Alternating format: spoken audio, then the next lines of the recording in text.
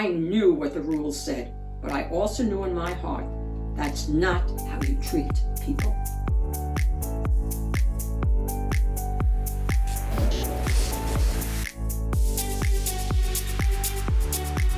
Hi everyone, welcome to the Reading Den with Shen, and I am Shen. In honor of Black History Month, I'm going to read a wonderful biography called Am Rosa Parks, written by Brad Meltzer, illustrated by Christopher Eliopoulos. Please give me a like, subscribe, share. That helps YouTube recommend my videos to others. And today I want to give a special shout out to Adam from Irvine, California.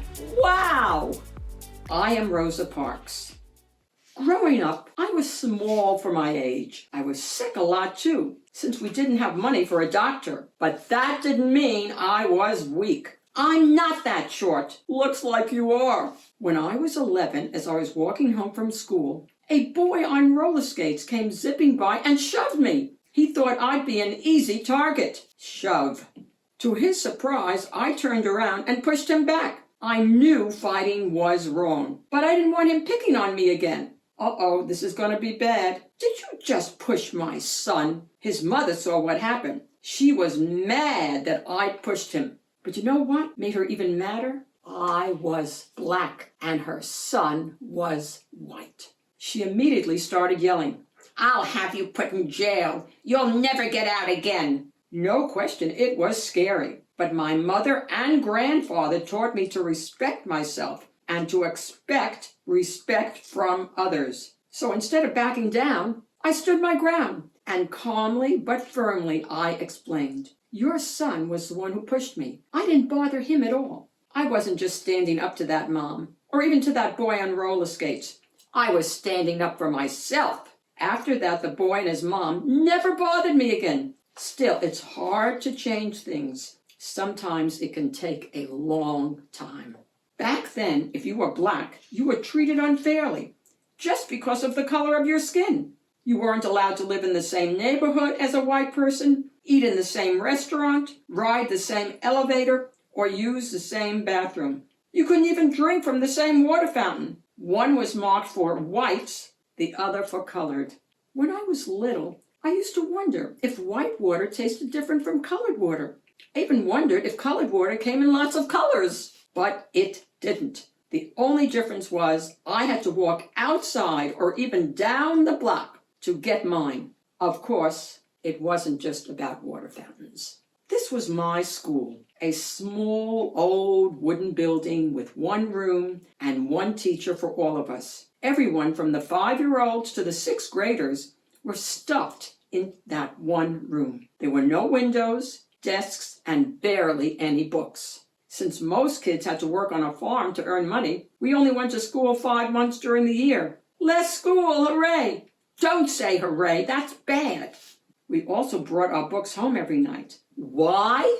Because we were worried that folks who hated the color of our skin would burn down our school. Now here's a school for the kids who were white. Notice the difference? It was a new brick building with beautiful windows, new desks, and plenty of books, plus a playground.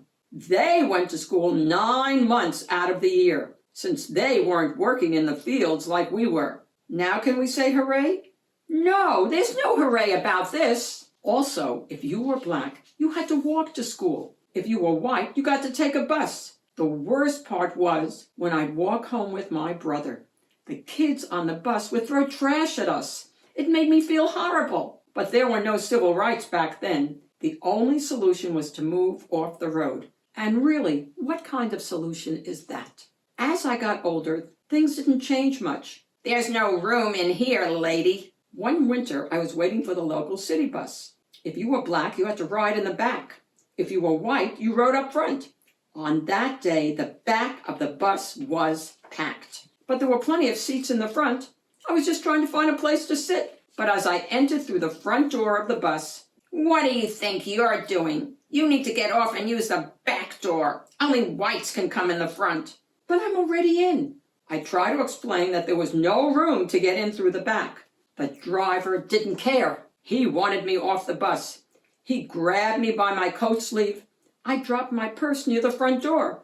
To pick it up, I sat in the front seat, a white seat. It made the driver madder than ever. "That's it! Get out! Get off my bus!" That's what he called it, my bus, as if it were his. The bus wasn't his, though it belonged to all of us. Still, that afternoon, the driver got his way. He kicked me off. "See you soon." "Yes, you will. But I promise you that wasn't the last time I'd face that bus driver." From there, in addition to working as a seamstress, I started working to change things. At the NAACP, we fought for fairer laws and made sure that people's stories were heard. Tell me what happened next. I also stopped using colored water fountains. I'd rather go thirsty than be treated so poorly. Need a lift? No, thanks. It was the same with separate elevators. Instead of riding them, I'd take the stairs. But as for real change, even I didn't know what was coming. It was the end of a busy Thursday. I was 42 years old, and on the bus going home, this time I was sitting in the first row of seats that were allowed for Black people. There was one man next to me and two women across from me. It was the same driver from before, the exact same one from all those years earlier. At the third stop, a few white people got on, filling the rest of the empty seats. There was one white person left standing, so the driver told those of us in my row, "Let me have those front seats." At first, none of us moved, but when we asked again, "You all better make it light on yourselves and let me have those seats. Come on, get up." The other three people got up. I stayed right where I was. Sliding over to the window, I thought about what he was demanding. He wanted to take my seat away. He wanted to give it to that man. And why? Because I was Black and the man was white. I knew what the rules said, but I also knew in my heart that's not how you treat people. Without a doubt, the driver was mad, but I never lost my cool, never raised my voice. "Are you gonna get up?" No. People say that the reason I refused to give up my seat was because I was tired. And I was. But it wasn't the kind of tired that came from aching feet. The only tired I was tired of giving in. "Well, I'm gonna have you arrested." "You may. Go on and do so." Before me, there were other brave women who had refused to give up their seats. Still, on that day, for violating the rules of Montgomery, Alabama, I got arrested. But by standing up for myself, I ignited a movement. From there, the Montgomery bus boycott began. For 381 days, that's well over a year, all Blacks in the city, and even a few whites, refused to ride the public buses. "But if you don't use the buses, we'll go out of business." Then maybe you should think about changing your rules. End bias now, end segregation, strike, stand up for rights. Finally, the rules were changed. Public buses were no longer allowed to separate people on the color of their skin.